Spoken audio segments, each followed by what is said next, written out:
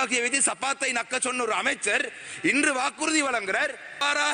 தமிழ் மக்களுக்கும் தமிழ் மக்கள் மீது வன்முறையை மேற்கொண்டு வன்முறையை பார்த்து நீங்கள் இந்த நாட்டிலே சந்தோஷப்படுவீர்களா இருந்தால் பெண்ணுடைய தலையை 19 வயசு பெண்ணுடைய தலையை ஒரு கல்லிலே ஒரு ஸ்டேர்கேஸில் அடித்து உடைத்தவருக்கு என்னை காலால் இழுத்தால் கையால் இழுத்தால் மூக்கால் இழுத்தால் அதனால் நான் செய்யவில்லை என்று சொன்னவர் இன்று ஜனாதிபதியாக இருக்கிறார். ஒரு தமிழ் அமைச்சர் மீன்பிடித்துறையிலே அமைச்சராக இருந்தும் கூட வடக்கு கிழக்கிலே இருக்கும் தமிழ் மக்களுடைய தமிழ் மீனவருடைய பிரச்சனையை தீர்க்க முடியாத ஒரு நிலை தெளிவாக இருக்கின்றது. இதிலே இசைப்பிரியாக என்ன நடந்தது எப்படி கேட்டிருக்கிறார்கள். பாலச்சந்திரனுக்கு எப்படி என்ன நடந்தது? ஈஸ்டர் குண்டுவெடிப்பிலே நேரடியாக சம்பந்தப்பட்டவர்களை கூட மடியிலே வைத்துக் கொண்டு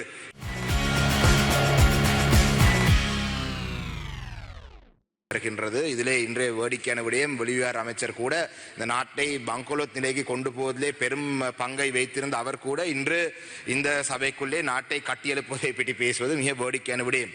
இந்த நாட்டுக்கு நடந்திருக்கும் விடயம் என்னவென்று சொன்னால் இந்த நாட்டுக்கு 1948ஆம் ஆண்டு இந்த நாட்டுக்கு சுதந்திரம் கிடைத்த அன்றிலிருந்து இந்த நாட்டிலே தமிழ் மக்களுக்கு தமிழ் பேசும் மக்களுக்கு இந்த நாட்டிலே நடந்த ஒவ்வொரு அநீதிகளும் தான் இந்த நாட்டுக்கான இந்த சாபம். இந்த நாட்டுக்கு இருக்கும் சாபம் அதுவேதான்.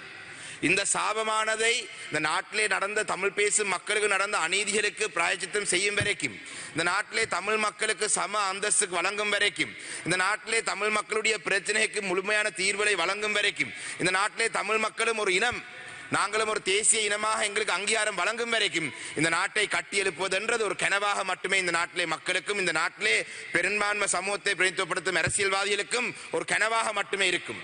இன்று இந்த பாராளுமன்றத்திலே நீங்கள் எந்த சட்ட மூலங்களை கொண்டு வந்தாலும் சரி, நீங்கள் கடன் மறுசீலமைப்பை பற்றி பேசினாலும் சரி, IMF நிபந்தனைகளை பற்றி பேசினாலும் சரி, இந்த நாட்டிலே தமிழ் மக்களுக்கான அங்கீகாரத்தை வழங்கி இந்த தமிழ் மக்களையும் இந்த நாட்டிலே மக்களாக ஏற்றுக்கொண்டு இந்த தமிழ் மக்களுடைய பிரச்சனைக்கு ஒரு தீர்வு தரும் வரைக்கும் இந்த நாட்டுக்கு ஒரு விடிவு காலம் வராதென்றதை மிக ஆணித்தனமாக இந்த சபையிலே நான் சொல்ல விரும்புகிறேன். இதை நான் ஏன் சொல்கிறேன் என்று சொன்னால் கடந்த மாதம் மே 18ஆம் மிக முக்கியமாக இறுதி யுத்தம் அதாவது விடுதலை போராட்டம் மௌனிக்கப்பட்டு 15 வருடங்கள் பூர்த்தியாகிவிட்டும் கூட இன்றும் இந்த நாட்டிலே இந்த தமிழ் மக்கள் கொல்லப்பட்ட மக்களுக்கு நீதி இல்லாத நிலையிலே இந்த தமிழ் மக்கள் நீதிக்காக ஏங்கிக் கொண்டிருக்கிறார்கள். இன்று இந்த நாட்டிலே ஒரு ஜனாதிபதி தேர்தல் வரப்போகின்றது. ஜனாதிபதி தேர்தலிலே கூடுதல் அளவு வாக்குகளை எடுக்க வேண்டும் என்றதுக்காக ஒவ்வொரு வேட்பாளராக களமிறங்க விரும்பும் அனைவரும் போலி வாக்குறுதியை வழங்குகிறார்கள். சில தமிழ் அரசியல்வாதிகளும் கூட இந்த ஜனாதிபதி வேட்பாளர்களுடைய சில மிக முக்கியமாக ஜனாதிபதியுடைய சலுகைகளை பெற்று இன்று ஜனாதிபதியை ஆதரிக்கிற நிலைக்கு தமிழ் மக்களை தள்ள முடியும் என்ற கற்பனையில் இருக்கிறார்கள். இன்று நாங்கள் அறிகிறோம் சில தமிழ் பாராளுமன்ற உறுப்பினருக்கு மதுபான சாலைகளுக்கான பெர்மிட் வழங்கப்பட்டிருக்கிறதா நாங்கள் அறிகிறோம். இன்று பல தமிழ் பாராளுமன்ற உறுப்பினருக்கு வடக்கு கிழக்கை பிரதிநிதித்துவப்படுத்துகிற பலருக்கு பல சலுகைகள் கிடைத்திருக்கிறதா நாங்கள் அறிகிறோம். அதிலே ஒரு சிலர் ஜனாதிபதி ஊடக பிரிவு ஒரு அறிக்கை விட்டு 2 மணித்தியாலத்திற்குள்ளே அவர்கள் ஜனாதிபதி சொன்ன அதே அறிக்கையை தமிழிலே மீண்டும் அதை வலியுறுத்தி தாங்கள் ஜனாதிபதி சொன்ன அதே விடயத்தை மீண்டும் வலியுறுத்தி தங்களுடைய வார்த்தையில சொல்றார்கள். இதான் இன்று நாட்டினுடைய நிலைமை. இன்று இந்த நாட்டிலே யுத்தம் மௌனிக்கப்பட்டு விடுதலை போராட்டம் மௌனிக்கப்பட்டு 15 வருடங்கள் ஆகிவிட்டும் இன்று இந்த நாட்டிலே தமிழ் மக்களுடைய பிரச்சனை தீர்க்கப்படாமல் இருக்கின்றது. கடந்த காலத்திலே தற்பொழுது இருக்கும் ஜனாதிபதி அவர்கள் பிரதமராக இருந்த பொழுது நான் பிரதமராக இருந்த காலப்பகுதியிலே ஜனாதிபதி அவர்கள் என்னை காலால் இழுத்தால் கையால் இழுத்தால் மூக்கால் இழுத்தால் அதனால் நான் செய்யவில்லை என்று சொன்னவர் இன்று ஜனாதிபதியா இருக்கிறார். நிறைவேற்ற அதிகாரம் கொண்ட ஜனாதிபதியா இருக்கிறார். இன்று மிக சர்ச்சைக்குரிய சட்ட மூலங்களை பாராளுமன்றத்தினூடாக அமல்படுத்துகிறார். பாராளுமன்றம் இல்லாம நிறைவேற்ற அதிகாரத்தை வைத்து செய்யக்கூடிய பல விடயங்களை இன்று ஜனாதிபதி அவர்கள் செய்யாமல் இருக்கின்றார். ஜனாதிபதியாக தெரிவு செய்யப்பட்ட அந்த வருடத்திலே 2022ஆம் ஆண்டிலே எங்களை அழைத்து நாங்கள் முன்வைத்த பல விடயங்களுக்கு இன்றும் அடிக்கடி 3 மாதத்துக்கு ஒருக்கா சந்தித்து நாங்கள் இதிலே நாங்கள் ப்ரோக்ரஸ் அதாவது இதில் என்ன முன்னேற்றங்கள் இருக்கு பேச்சுவார்த்தை எங்கள் அழைப்பர் அதே விடயத்தை அரைச்சமாவே திருப்பி அரைச்சு கொண்டிருக்கின்றார். இதுதான் இன்று நாட்டினுடைய நிலைமை. இன்று எங்களுடைய 15 வருடங்கள் தாண்டி அரசியல் கைதிகளுடைய விடுதலை பாருங்கள். இன்று அரசியல் கைதிகளாக ஒரு சிலர் மட்டும் சிறையிலே எத்தனையோ வருடங்களாக தசாப்தங்களாக இருக்கிறார்கள். அவர்களுக்கு பொது மன்னிப்பை வழங்குங்கள் என்று சொன்னால் பொது மன்னிப்பை வழங்குவதையும் தாண்டி புதிதாக வழக்குகள் அவங்களுக்கு எதிராக தாக்கல் செய்கிற ஒரு சூழலை காணக்கூடியதாக இருக்கின்றது. பொது மன்னிப்பை வழங்குங்கள், இல்லை என்றால் பிணையிலே அவங்களை விடுதலை செய்யுங்கள். விடுதலை செய்ய வேண்டும் என்று அந்த உண்மையிலே உங்களுக்கு அந்த எண்ணம் இருந்தால் அதை செய்யலாம். ஆனா உண்மையிலே உங்களுக்கு அந்த எண்ணம் இல்லை. இந்த அரசியல் கைதிகளுடைய விடுதலை நீங்கள் செய்ய விரும்பவில்லை. இது உண்மையை சொல்லுங்கள். ஆனால் அரசியல் கைதிகளை விடுதலை செய்ய விருப்பம் இல்லாதவர்கள் கடந்த ஒரு சில 2 ஜனாதிபதிகள் பொது மன்னிப்பு வழங்குறோம். நாங்கள் நேற்று பார்த்திருந்தோம், ஜெயமகா என்று ஒரு பெண்ணுடைய தலையை, 19 வயசு பெண்ணுடைய தலையை ஒரு கல்லிலே, ஒரு ஸ்டேர்கேஸிலே அடித்து உடைத்தவருக்கு பொது மன்னிப்பு வழங்கப்பட்டிருந்த ஒரு கொடூரமான கொலை. அவருக்கு சொல்லப்பட்ட விடயம், அவர் சிறையிலே இருக்கும் பொழுது சிறந்த பிஹேவியர், அதாவது அவருடைய பழக்க வழக்கங்கள் நன்றாக இருந்தால் அதனால விடுதலை செய்தோம் என்று. அதுக்கு முன்பாக பார்த்தீங்கன்னு சொன்னால் இன்னொரு பாராளுமன்ற உறுப்பினர் அவங்க அந்த காலப்பகுதியிலே துமிந்த சில்வாவை ஒரு ஜனாதிபதி பொது மன்னிப்பிலே வழங்கப்பட்டது. ஆனால் தமிழ் அரசியல் கைதிகளை எடுத்தால் அவர்களை விடுதலை செய்ய முடியாது. அவர்களும் ஒரு அரசியல் கொள்கைக்காகத்தான் போராட்டத்தில் ஈடுபட்டார்கள். அவர்கள் மாலை களவெடுத்தோ இல்லாட்டி போதை வஸ்து கடத்தியோ அவர்கள் சிறைக்கு போகவில்லை. இதுதான் இந்த நாட்டினுடைய நிலைமை. இன்று காணாமாக்கப்பட்ட தாய்மார் எத்தனையோ வருடங்களாக போராட்டத்தில் ஈடுபட்டார்கள்.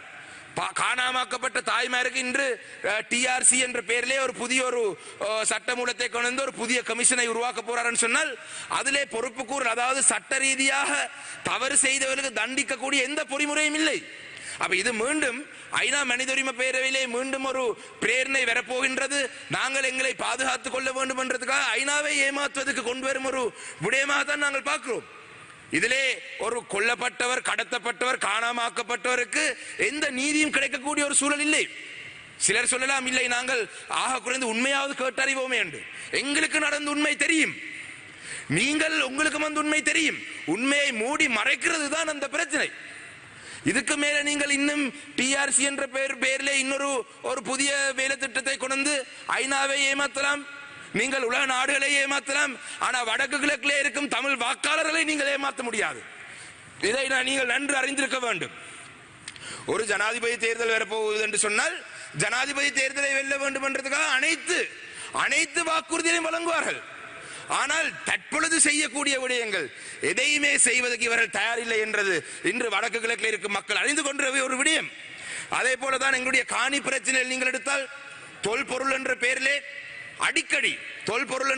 அடிக்கடி எனக்கு முன்பு பேசிய சகோதர பாராளுமன்ற உறுப்பினர் சொல்லியிருந்தார், பௌத்த மதத்தை வைத்து நீங்கள் சுற்றுலா பயணிகளை கொண்டு வருவதா இருந்தால் அதை நீங்கள் தெற்கிலே இருக்கிற பல இடங்களை வைத்து இப்பவே செய்யலாம்.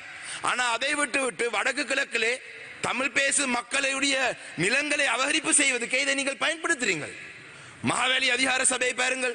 மகாவேலி அதிகார சபையை நான் அறிந்திருந்தேன். இப்ப மயிலத்தமடு மாதவன் என்று சொல்லி கிட்டத்தட்ட ஒரு வருடமாக அந்த மேச்சத்தரைக்காக போராட்டத்தில் ஈடுபடுறார்கள். ஜனாதிபதி அவர்கள் கடந்த வருடம் சில வாக்குறுதிகளை வழங்கியிருந்தார். அவர்களை நாங்கள் அகற்றுவோம், அவர்களுக்கு நாங்கள் நஷ்டீடு வழங்குவோம். ஆனால் இன்றும் அந்த மயிலத்தமடு மாதவனை பண்ணார்கள் வீதியில் இருக்கிறார்கள்.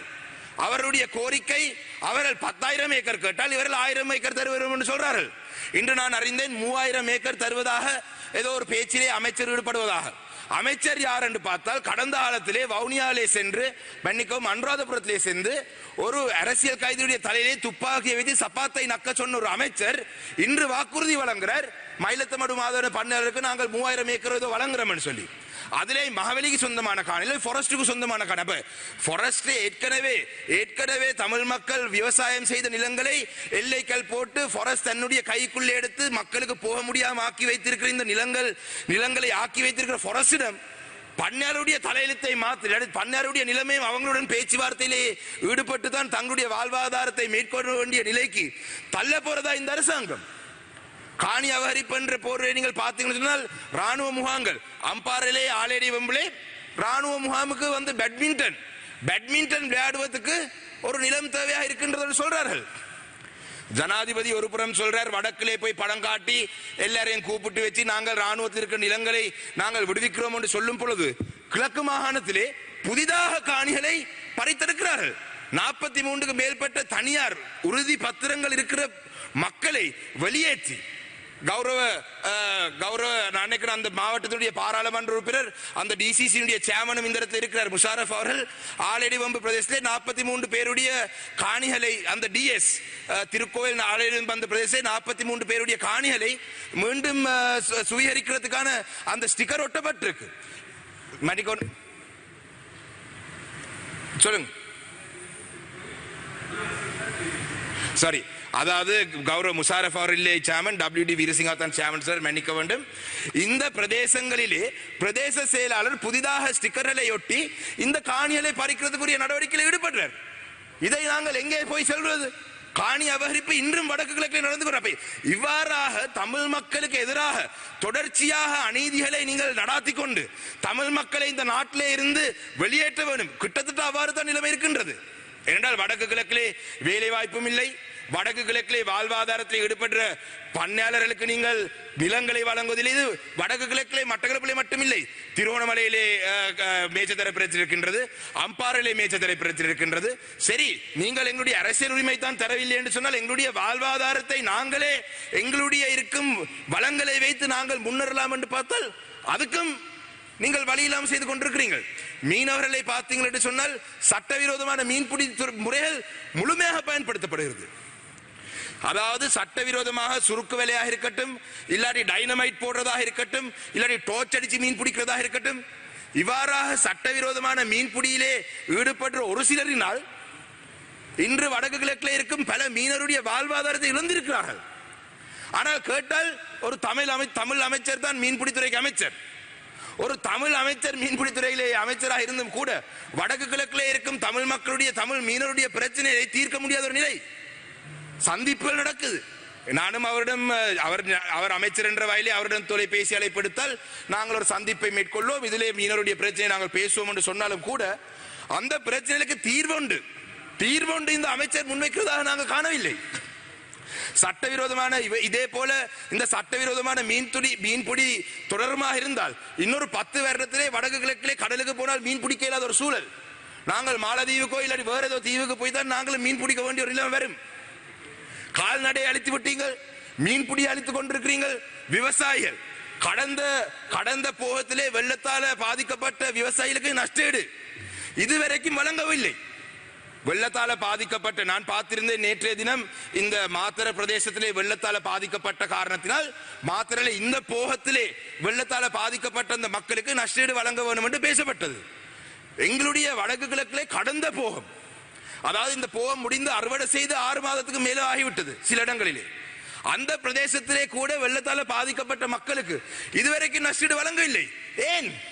இது ஒரு முழுமை. இதை பார்த்தால் வேற நீங்கள் பல காரணங்கள் சொல்லலாம். எங்களை பொறுத்தவரை இது முழுமையாக இனவாத செயல்பாடு. விவசாயிகளுக்கு இந்த போகத்துக்கான உரமானியம் அந்த காசு இன்னும் சரியாக வழங்கப்படவில்லை.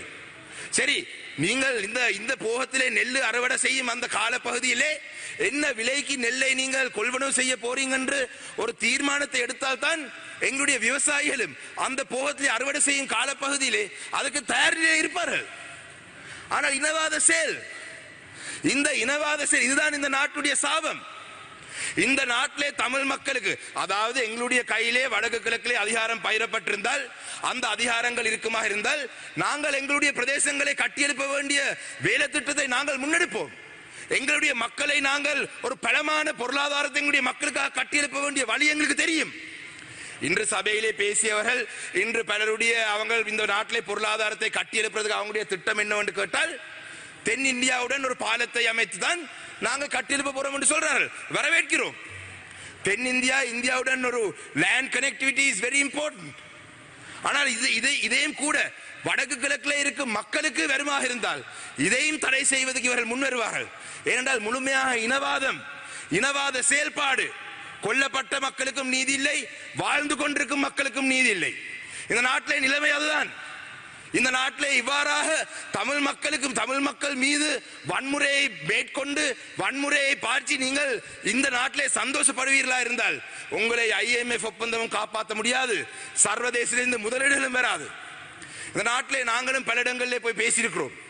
இந்த நாட்டிலே பல நாடுகளுக்கு நாங்கள் சென்று பேசியிருக்கிறோம். பல நாடுகளுடைய அமைச்சர்கள், பல நாடுகளுடைய முதலீடு செய்கிறவருடைய நாங்கள் பேசியிருக்கிறோம்.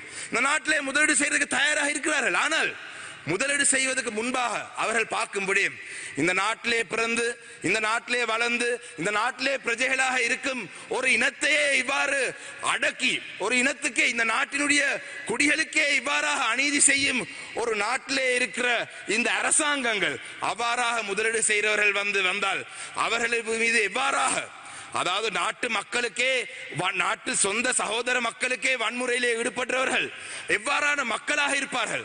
இந்த மக்களால் தெரிவு செய்யப்பட்ட அரசாங்கம் எவ்வாறாக இருக்கும் என்ற சந்தேகம் அவங்களுடைய மனதில் இருக்கின்றது. அந்த சந்தேகத்தை நீங்கள் தீர்க்கிறதா இருந்தால் தமிழ் மக்களுடைய இன பிரச்சனைக்கு ஒரு தீர்வை முன்வைத்தால் மட்டுமே தான் இந்த நாட்டுக்குள்ளே முதலீடுகள் வரும். இந்த நாட்டுக்குள்ளே இன்று சிலர் நினைக்கலாம் நாங்கள் sorry You have 2 more minutes. இந்த நாட்டிலே வந்து சிலர் நினைக்கலாம் IMF உடன் தான் அந்த ஒப்பந்தத்தை செய்த பிறகு இந்த நாட்டிலே கடன் மறுசீலமைப்புக்கு பிறகு இந்த நாட்டுக்குள்ளே இந்த இருக்கிற நாங்கள் எங்களுடைய சிறிதாக குருவி கூடு கட்டுறது போல சேமித்து சேமித்து சேமித்து இந்த நாடு பற்றுக்கும் $52 பில்லியன் கடனை கட்ட முடியாது. இந்த நாட்டிலே கடனை கட்டுறதாக இருந்தால் பாரிய முதலீடுகள் இந்த நாட்டுக்குள்ளே கொண்டு வர வேண்டும். இந்த நாட்டுக்குள்ளே பாரிய முதலீடுகள் கொண்டு வந்தால் மட்டுமே இந்த நாட்டை ஒரு சிறந்த நிலை கொண்டு போக முடியும். ஆனால் அவ்வாறு செய்வதாக இருந்தால் இந்த நாட்டில் இருக்கும் மக்களுக்கு, இந்த நாட்டிலே வாழும் மக்களுக்கு, இந்த நாட்டிலே இருக்கும் எங்களுக்கு அனைத்து மக்களுக்கு ஒரு சம உரிமை இல்லாவிட்டால் இந்த நாட்டுக்குள் முதலீடும் பெறாது, இந்த நாட்டுக்கு நல்ல ஒரு எதிர்காலம் பெறாது. இது சாபம், இந்த நாடு மீது சாபம். 15 வருடங்களுக்கு முதல் மட்டும் லட்சக்கணக்கான மக்கள் கொல்லப்பட்ட சாபம். அந்த மக்கள் ஏங்கி கொண்டிருக்கிறார்கள். நாங்கள் இன்று ஆபீஸ் ஆஃப் மிஸ்ஸிங் பர்சன்ஸ் காணாமாக்கப்பட்ட அலுவலகத்துக்கு 5 கணக்கில்ல 5 சம்பவங்களை கொடுத்து இந்த 5 சம்பவங்களுக்கு என்ன நடந்தது, இவருக்கு என்ன நடந்தது என்று கேட்டிருக்கிறோம். நாங்கள் கேட்கவில்லை. அதாவது அந்த குடும்பத்தினருடைய சார்பில் கேட்டிருக்கிறார்கள். இசைப்பிரியாவுக்கு என்ன நடந்தது தெளிவாக இருக்கின்றது. இதிலே இசைப்பிரியாவுக்கு என்ன நடந்தது எப்படி கேட்டிருக்கிறார்கள். பாலச்சந்திரனுக்கு எப்படி என்ன நடந்தது லட்சக்கணக்கான மக்கள் கொல்லப்பட்டார்கள், 10,000 மக்கள் காணாமல் போனார்கள். அதெல்லாம் ஒரு பக்கம் இருக்கட்டும். இந்த 5 சம்பவங்களை பற்றி நீங்கள் விளக்கம் தாருங்கள். ஒரு 5 சம்பவத்துக்கே விளக்கம் தர முடியாது என்றால் முழுமையாக உண்மைகளை மூடி மறைக்கிறது தான் இந்த அரசாங்கத்துடைய நோக்கம். இவ்வாறான ஒரு பின்னணியிலே தான் இன்று ஒரு ஜனாதிபதி தேர்தல் இந்த நாட்டிலே வரப்போகின்றது. இந்த நாட்டிலே ஒரு இந்த ஜனாதிபதி தேர்தல் நடக்கும் பொழுது இந்த நாட்டிலே இந்த தமிழ் மக்களுடைய வாக்கால் தான் இம்முறை ஜனாதிபதி யார் என்றதை முடிவெடுக்கப்படும் என்றதை நீங்கள் மனதில் வைத்திருக்க வேண்டும். அது எல்லா வேட்பாளருக்கும் தெரியும். அதனால் தான் சில வேட்பாளர்கள் சில நான் ஆரம்பத்தில் சொன்னது போல சில அரசியல்வாதிகளை விலை கொடுத்து வாங்குவது, சில அரசியல்வாதிகளுக்கு ஒரு புதிய ஸ்ட்ராட்டஜியை கொடுத்து இவ்வாறான செயல்பாடுகளின் ஊடாக நீங்கள் வாக்களை பிரித்து விடுங்கள் என்று சில தந்திரங்களை வழங்குகிறார்கள். ஆனால் எது எவ்வாறு இருந்தாலும் இம்முறை தமிழ் மக்கள் மிக தெளிவாக இருக்கிறார்கள். நீங்கள் கூட்டாக சேர்த்துக் கொண்டிருக்கும் கொலைக்கார பாவியல் ஈஸ்டர் குண்டுவெடிப்பிலே நேரடியாக சம்பந்தப்பட்டவர்களை கூட மடியிலே வைத்துக் கொண்டு இம்முறை தமிழ் மக்களுடைய வாக்களை நீங்கள் பெற முடியும் என்று யாரும் நினைப்பீங்களா இருந்தால் அது ஒரு பகல் கனவாகவே மட்டும் இருக்கும். ஆனால் இந்த நாட்டிலே இருக்கும் தமிழ் மக்களுக்கு நாங்கள் மனம் தளர வேண்டிய அவசியம் இல்லை. இந்த நாட்டிலே எங்களுக்கு எவ்வாறு தான் அநீதி நடந்தாலும், என்ன அநீதி அரசாங்கம் செய்தாலும், நாங்கள் இந்த நாட்டிலே ஒரு சம அந்தஸ்துடன் வாழும் வரைக்கும் எங்களுடைய அரசியல் உரிமைக்கான இந்த போராட்டத்தை நாங்கள் கைவிட மாட்டோம் என்ற செய்தியை இந்த முக்கியமான விவாதத்தை நான் பதிவு செய்ய விரும்புகிறேன். நன்றி.